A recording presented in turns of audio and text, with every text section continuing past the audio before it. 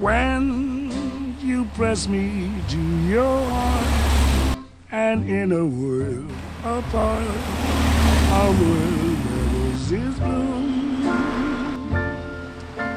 And when you speak, angels sing from above.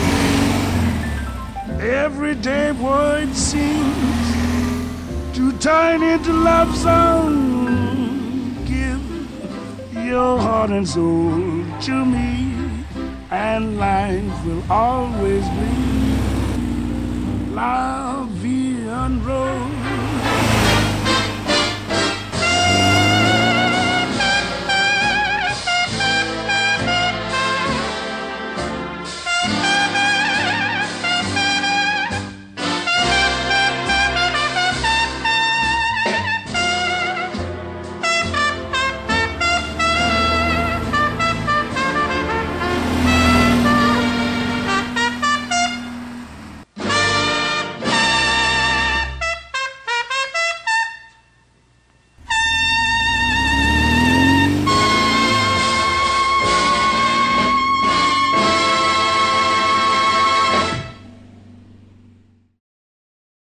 Welcome back to another Porsche Car Whisperer video. I am super excited because today we're going to be talking about the iconic 356 Speedster that completely changed Porsche and helped propel it into the brand it is today.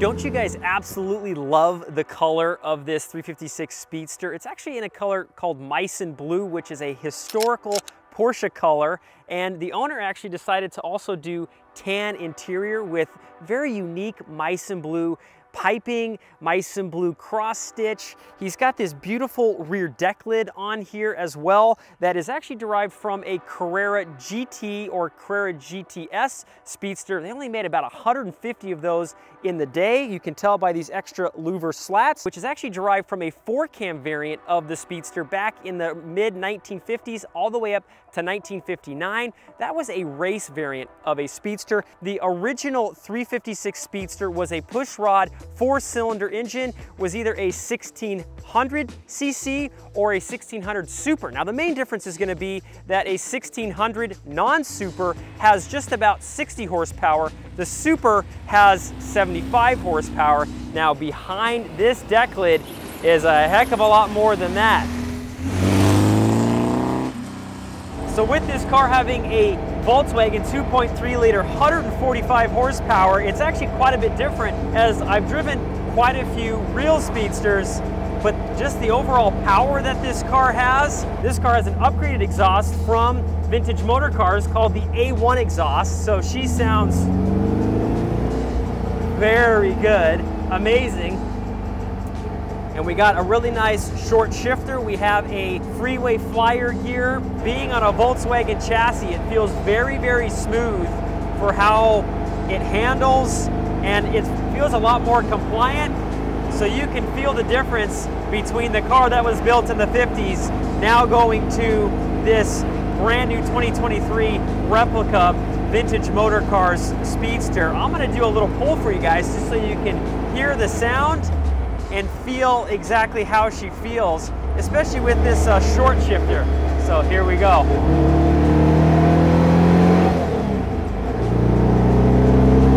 Wow.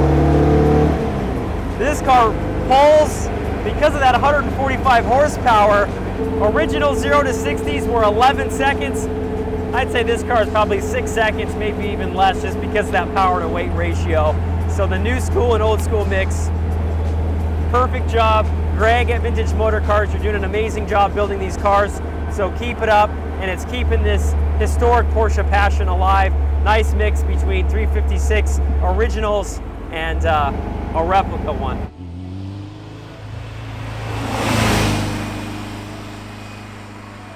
What is the history of a 356 Speedster? Well, it was actually derived from Max Hoffman, the major importer for Porsche here in the United States. He said, you know what?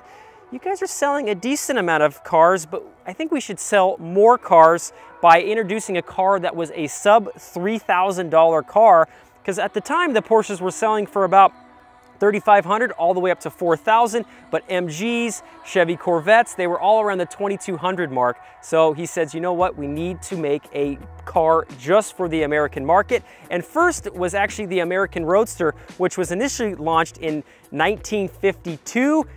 But that car was kind of a colossal failure, and the coach builder at the time, Glasser, only made 17 of those cars. They were made out of aluminum, and it cost them $4,600, and they lost money on every single car. So Porsche and Max Hoffman went back to the drawing board, and in late 1954 said, you know what?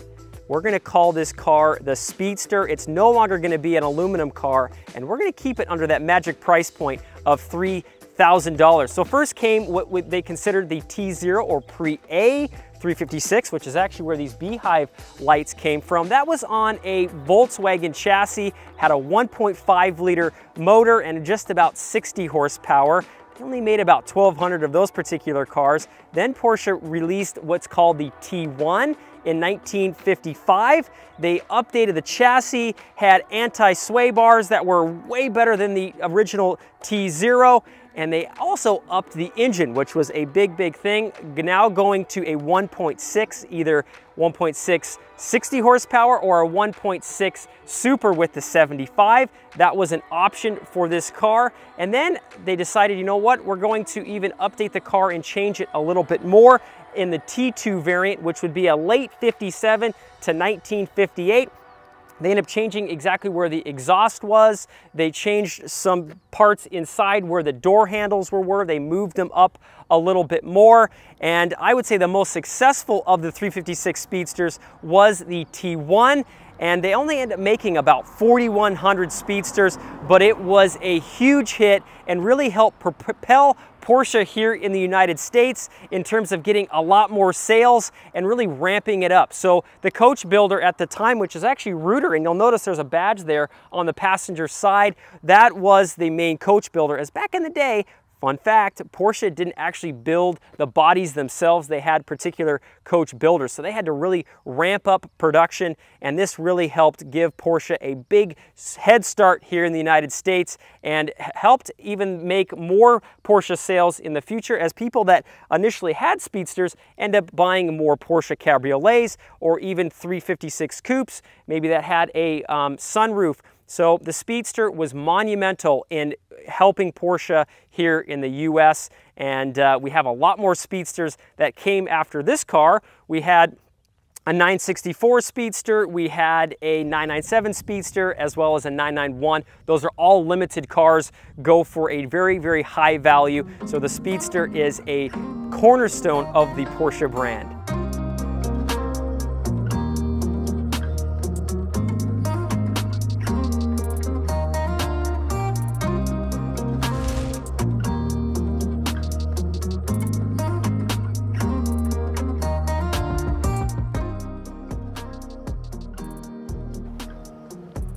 So although the real cars are pretty sweet, the replica Speedsters, they have the full package. Now, what are some of the biggest differences that you're gonna find if you see a 356 Speedster, let's say maybe at a car show?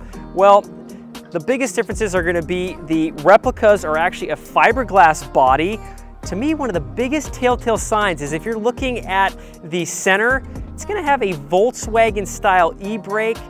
The owner on this car, he did the old school turn and twist up under the dash, which is a very nice touch. So it makes it very hard to tell. What I like about the replicas is you can actually go out and drive them. If you have a $300,000 real 356 Speedster, a lot of people are just gonna wanna park them and put them in the garage. With these, you wanna get out and enjoy it, but it has that very nice mix of new school, but yet old school with the air-cooled, no power steering, but has plenty of power, is very compliant over the bumps. This car has the IRS, or independent rear suspension, with a A1 exhaust, so that exhaust note is primo. So I would say a Replica, besides the price, is a big step up from a original 356 Speedster, and it's a lot more usable day to day. So that's why we got this old school vintage luggage. She's the full package. And that's the Porsche 356 Speedster, the cornerstone of the Porsche brand, helping it disperse all over not only the United States, but the rest of the world. I want to say thank you for everyone for watching, and we'll see you guys in the next video.